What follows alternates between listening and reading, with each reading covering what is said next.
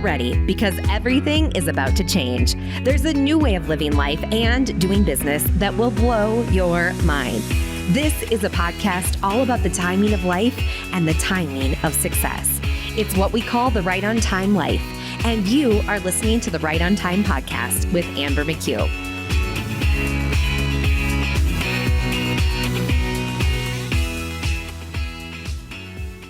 Hey, welcome back to the Right on Time podcast. It's Amber McHugh, your host, as we move into part 2 in our 2-part behind the scenes debrief of 2021. So if you have not listened to the last episode yet, you might want to check that out. I just share openly and directly and reflect on what 2021 was for me and those milestones and those highlights that I thought may be helpful to share with you as lessons learned, because if there are mistakes that I have made or things that I have learned along the way that will help you, I want to share them because we can help each other out. No need to recreate the wheel. So this episode, we are picking up in late October 2021, early November, when we ran the Planathon, and we welcomed new CEOs into the Modern CEO Experience M program. And that I mentioned over the summer, we redesigned the Modern CEO. So this was our second time welcome people into it. But we also, from summer to the Planathon time, we spoke with our clients who were in a program that we've hosted from 2013 to 2021 called Freshly Implemented, which was an implementation incubator for entrepreneurs and freedom-seeking business owners. And we realized in this implementation incubator that they needed the Modern CEO and that there were opportunities to support people in Freshly Implemented through the Modern CEO. And same, the Modern CEO, we pulled through some elements of Freshly Implemented. So during this time between the Modern CEO Summer Edition and October, we met with our clients. We completed focus groups. And that would actually probably be an episode, a great episode for us to connect on in and of itself around how to complete focus groups with your clients remotely. In person, it could be done as well, but how do we structure that in a unique way? So it was loving, and we got great information from our clients so that we can improve the experiences and the programs for them. And what that led to was not what I expected. I expected that we were going to be able to, quite frankly, that we would streamline more, that we would cut more, that we would change more. But what it actually led to were some areas, yes, we made some big changes, like we added a new accountability model. We added a gamification element. What are some of the other cool things? We redid our online portal and space. So it's more about our online space and when we connect in calls, and we're leaning a little bit less on the Facebook group because of the shifts we saw that I mentioned in my last episode. So if you didn't catch that, you may want to circle back to that episode because we're picking right up from where we left off. So we redesigned the Modern CEO, and we pulled through more elements of what used to be Freshly Implemented, and we integrated these two programs under the Modern CEO in the fall enrollment of the Modern CEO. And the feedback again on it, a relief, right? Because as I was going through speaking with clients, I'm like, how are we going to do this?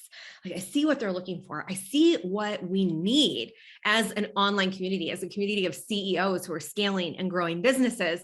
And how are we going to do this? So it was an incredible thing to go through that experience, to redesign and to collaborate and pull client wishes, my team's wishes, because one of the things that we stepped into on those focus group meetings with our clients is we want to create a first-class experience for you in the Modern CEO. We don't want to throw everything at you. We want you to be able to pick what you want and use it right on time for your business, in your business. And previously, it felt just like too much, so much. So we did scale back a little. I mentioned that in March 2020, we added calls and we ramped way up because we needed that support.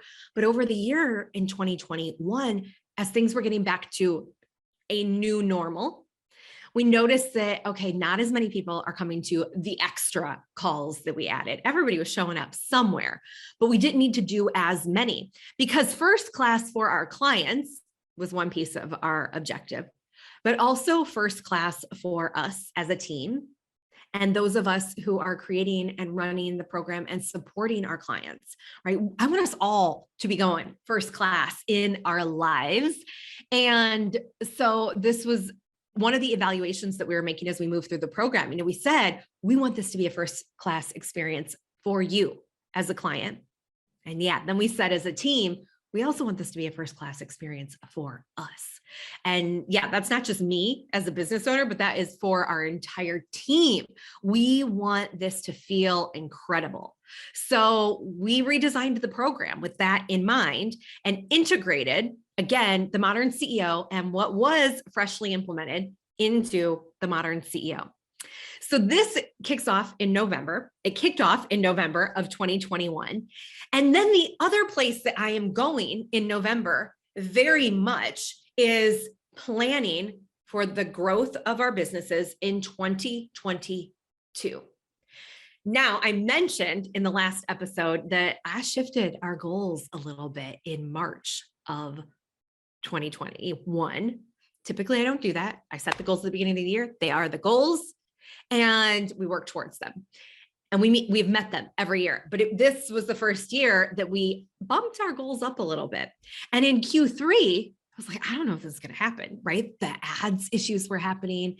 I was not seeing the exact path forward. It was a little hazy. It was a little foggy. And I wasn't quite sure if we were going to be able to reach those bumped up goals that I set. And so I was nervous. Then we got to the end of November. I'm like, wait a second. I think we're actually going to do it. I was looking at numbers. I was recalculating some things. I'm like, oh, it is actually happening. So that was a beautiful thing to observe.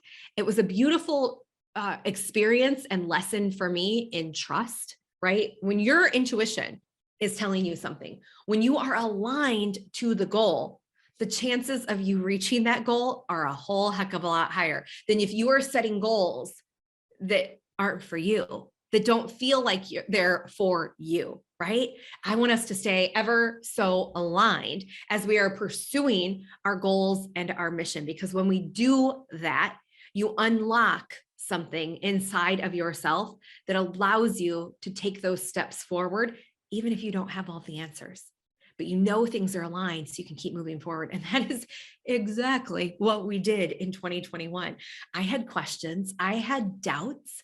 I wasn't quite sure if we were going to make it happen, but I trusted and I stayed the course and we made it happen. We made our revenue goals happen. Now, I will say that 2021 was an unexpected year in terms of expenses increasing. Those Facebook ads are one that I mentioned. So our ad costs went up. It was a growth year in our photography business. In 2020, we added 10 cities to our photography business and went to 26 cities in 2021. So we added 10 in 2020. We added 10 in 2021. And we know sometimes with growth, there are investments that we're making.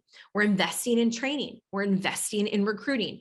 We're investing in advertising. We're investing in supplies and product samples for each of those new cities and teams. So in both of the businesses, while revenue was aligned, profitability was not as much aligned. My profitability on the Amber McHugh side was higher. There's less overhead there, so that makes sense. But on the 3B side, while we were profitable, We were less profitable than we've ever been in all of the years that we have run our business. For a high overhead business, I like to see profit margin in that 10% range. Now, as business owners, this profit is a little bit skewed because what we make, right? I take all of that home, and we have two business owners in our photography business. So, if we didn't have two owners, could that revenue look the profit be a little bit higher? Yes. Right? So there are some variables that play into that we do consider when we're setting our profit targets. But because our historicals had us running at a 10% or more, right, profit margin, I wanted to see us get in that 5 to 10% range, even after the growth. So we have grown, we have invested, and now in 2022, shifting gears now, because in November, I was starting to plan. I was organizing with our team strategic planning sessions. We had incredible virtual. We intended to come in person for a lot of these things, but things were rapidly changing again on the global pandemic front. So we did our virtual strategic planning sessions. We set our goals. We aligned who is doing what to help us reach those goals. We debated some things. Some members on the team said no more growth until we streamline and stabilize again. I'm like, oh, okay. So we defined, what does streamline and stabilize look like? Okay, now when these things are done, because we've defined what it is to streamline, then we know when we can expand into more cities, when we can do our next effort of growth. Maybe it's not new cities. Maybe that growth looks like something else. So that's what we looked at in November. And one of the key objectives as we did our strategic planning in November with the 3B team was, all right, what does increasing our profitability look like? How can we streamline, stabilize, reset for profitability again, and then move into our next growth season? So we had those conversations over, actually it was an 8-hour, primarily virtual strategy session. And then on the Amber McHugh side, I do my planning a little bit different at year end because I'm hosting planning retreats with and for my clients. So I host them at different times so that we can hit all time zones. In the Modern CEO, we have a morning US Eastern session, early morning into afternoon. And then we also have an evening US Eastern session so we can support people on the other side of the globe. So we run those sessions. And as I'm planning for that virtual retreat in the Modern CEO, I'm also going through the work myself. And then I take that back to the team and we discuss and we fine tune it and massage it. In addition, I host a private retreat for our clients in our Accelerate Mastermind level, where we are doing planning. It's a little bit more intimate. It's a different experience because those business owners at the Accelerate level are at 6 figures up. So we are planning a little bit differently, and I do that with them. I am in this with you very much so as a business owner and an entrepreneur. So then again, take that back to the team. We're going to massage things. So more on what outcomes we have for 2022 from both of those planning sessions in our 2022 episode, which will be next. But I also had something big happen that I want to share with you because it impacts my life. And we know when things impact our life, they also impact our business. You are not doing business in a vacuum, isolated, separate from everything else that's happening to you as a human. And over the years, I'm going to back it up and tell you a little bit of this story so you can understand the 2021 outcomes that were happening in my life. But I got my first migraine when I was in 3rd grade, and it didn't hurt. It was a migraine that was silent, and I had auras, a flashing light in my eyes. Half of my face got droopy. I was living in Saudi Arabia at the time, and I was in gym class that had really bright lights, canister lights all over. And I thought they were just flashing. I thought there was something wrong with the lights. And then my face started to droop and my hands were tingly. And so they thought I was having a stroke. Turns out, no, migraines, very grateful that I was not having a stroke. And over the years of growing up, I'd had migraines. And in college, they really tampered back. Migraines went away. Until I was about 27. I was in a yoga class and it's like, oh, slurred speech. Oh, I can't think right. Oh man, words are not coming out right. So I got to the end of the class, which I was paying for at the end. And I said, can't talk, will be back, migraine. Like I got a few words out to say, I'll be back to pay. Sorry, I gotta go. And I bolted and I got home, recovered from that migraine. And I had them on and off till I was about 32. And was I 32 when I was pregnant with Audrey, or was I 30? I don't remember. We'll come back to that. And so, I was 30. I was 30. And so 27 to 30, light migraines, nothing too drastic. I was able to still work late nights and way too late nights and work way too much and just have so much going on and for it to not impact me. But when I was pregnant with Audrey at the age of 30, those migraines came roaring back. When I was about 7 months pregnant with her, my speech went again. It was total gibberish. My business partner and colleague in our corporate environment at the time definitely thought I was having a stroke. Like I could not get words out. I was trying to just tell her just a migraine. I needed someone to pick up my daughter, like hell, emergency room. And so ever since that moment, when the migraine came roaring back, they have been chronic, right? There have been ups and downs. For example, when I was living in California, did not have a big problem with migraines. Such a relief. And I was able to identify if I didn't sleep enough, right? This was progressively over the years. If I didn't sleep enough, there would be a migraine. Too much stress, migraine. All sorts of reasons, right? Triggers that we can have. I have to observe them for myself. I hear things. Okay, they get their migraines because of that. Is that me? Track that, watch that. So I was learning and other things would come up that I didn't know what they were. And I would just blame it on the migraine. So Raynaud's syndrome, where my hands would turn blue. I would get pain in my hands and really pain in my feet, even if it's in the middle of the summer, cold feet. So lots of different things that could be. I Google a little, I mention different symptoms to doctors, but it wasn't until summer 2021, just before summer, late spring, when I was working on the Modern CEO redesign and my hands would hurt so bad. So bad, I wouldn't want to type. They would clamp up. And it was really a hard experience. And I got through it, took some Motrin. Okay, we're making our way.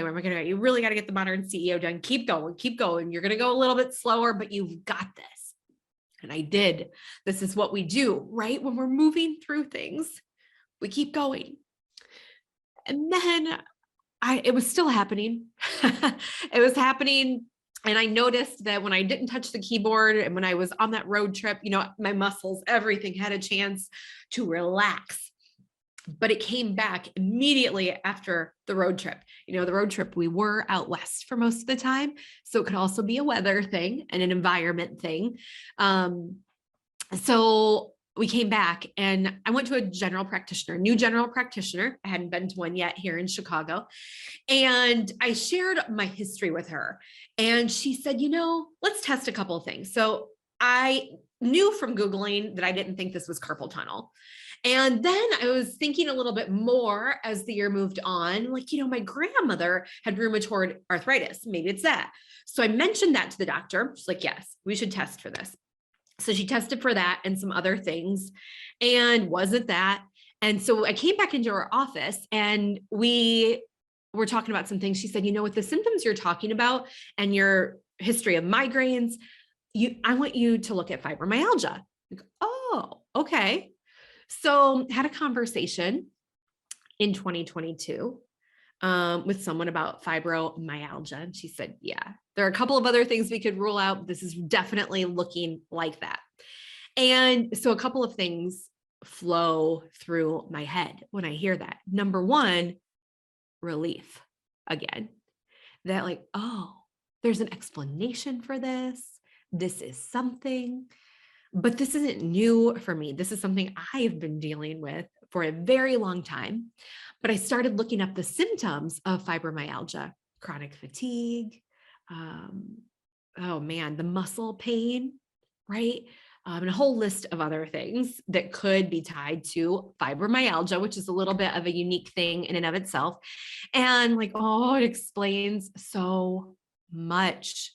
It explains so much. And so on that end, I feel relief. And on the other end, I feel like, oh, it's something else to manage. This explains why I've sort of been feeling like I've been excited and motivated and engaged to do things and not having the energy or the physical capacity to actually do them. It also sort of pulls a bunch of things together, like with migraines as well. You're worried, like at any moment you could get a migraine, right? At any moment, things could shift for you. And you thought you were taking care of things, but oh, you missed something, or oh, here's a new trigger, or oh, you're living in this new area and the temperature impacts you differently and the allergens impact you differently. So any moment, but similarly, I didn't realize with learning a little bit, and I like know a sliver about fibromyalgia right now. So I got to learn. You may know a whole lot more about this than I do at this point. So I'm just speaking about personal experiences where I'd be so excited to go on a hike. I'd be so excited to go on an adventure with my family. And then I would hit a wall. In fact, I was recently on a hike with my family, and it was a very difficult hike. It was like 1 mile, but it took us an hour and a half, like up, hold on to the bar, hold on to something. There was a bar for a little piece of this hike because it was so slippery. But I, in the mid hike, had to sit down and take a break. I'm like, I'm not getting a migraine. My body is about to quit and I'm feeling a radiating pain up through my shoulders. And so I just sat down on the hike for 10 minutes, recharged, and I was ready to go again. So these things have been happening throughout my life. So again, nothing new, but now I just have an answer and I have an explanation.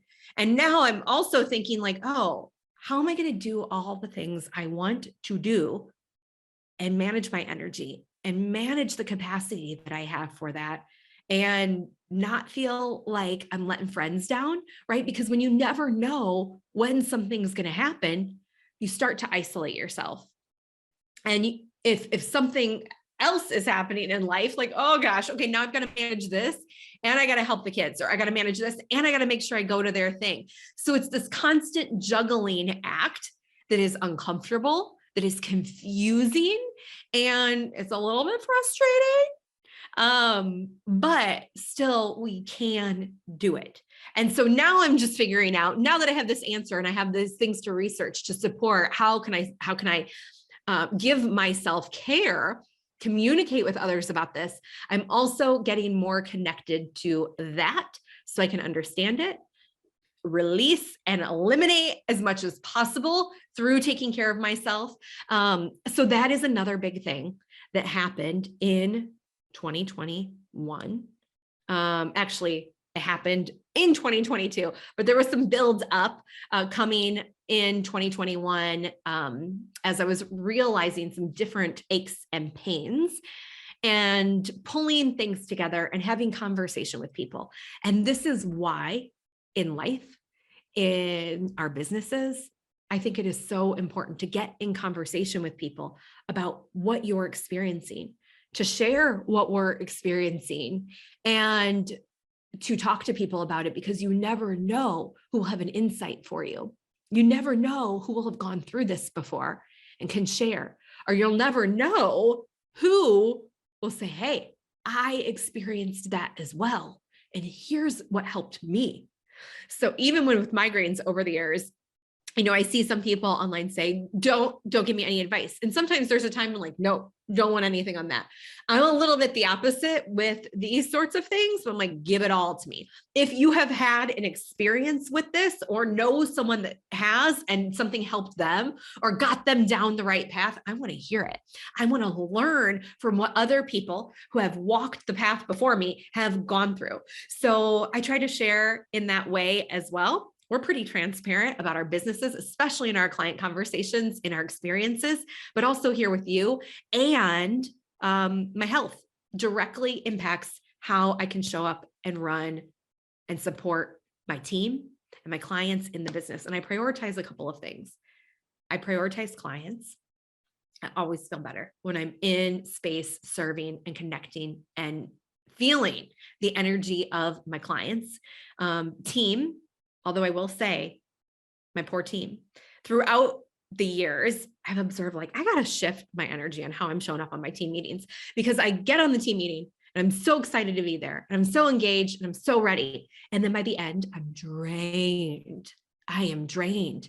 I'm like, oh my gosh, it's not them. They're not draining me. What is happening on my end where I am feeling drained? And I have some clues now. I have some clues now because of the conversation that we just had and everything that I just shared, where I can start to make shifts so I can be a better teammate.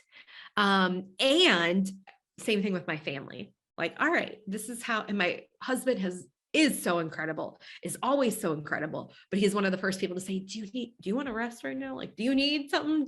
is there any way I can help you?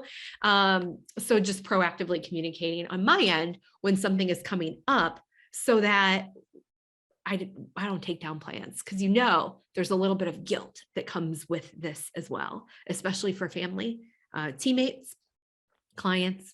There have been like 3 times over the years where I've needed to move something because of a migraine. So 3 times in 10 years, not too bad, but you still feel it when it happens. So this is it. I'm rolling into 2022 with some plans, with some lessons learned and some findings that I'm continually going to be uncovering more and continually going to be adapting and adjusting how I show up to best support you and my clients and my team, but to also effectively support myself so I can stay aligned in everything that I'm doing and I can show up as the person I want to show up as. There are some frustrations around that this year. Like, no, this isn't what I want to be feeling right now. That's what I want to be feeling. So I've got to reconcile some of that still so I can continually stay at peak performance as I define it and as that is for me, and so that I can deliver the absolute best for my clients and my colleagues and my team and my friends and my family and all those people that I want to show up for in my life. So with that, thank you for being on this journey with me. I'm feeling things. But I do know that as I shared with you, when we started 2021, I was not feeling it. I was not loving it. I wanted things to have changed and shifted a little bit more for me. But at the end of every year in our virtual retreats, we write a letter to the year. Could be to yourself in the year, it could be to the year itself. And I shared with 2021 that it did not start so great, but it's ended really well. We've hit goals, we've worked hard, we've learned, and there's more to learn, and there's more we want to create, and there's more we want to do, and we will, right on time. Thank you for being here and sharing your day with me. I'll be back in the next episode to share about our goals for 2021 And I will continue to weave through tidbits of lessons and strategies that you can also put into your business and potentially put in practice in your life, should they be aligned for you. So until then, I say thank you. I love you. Goodbye. And don't stop believing. Hold on to that feeling because you've got this. Stay aligned, stay in action. It's happening. Happy New Year.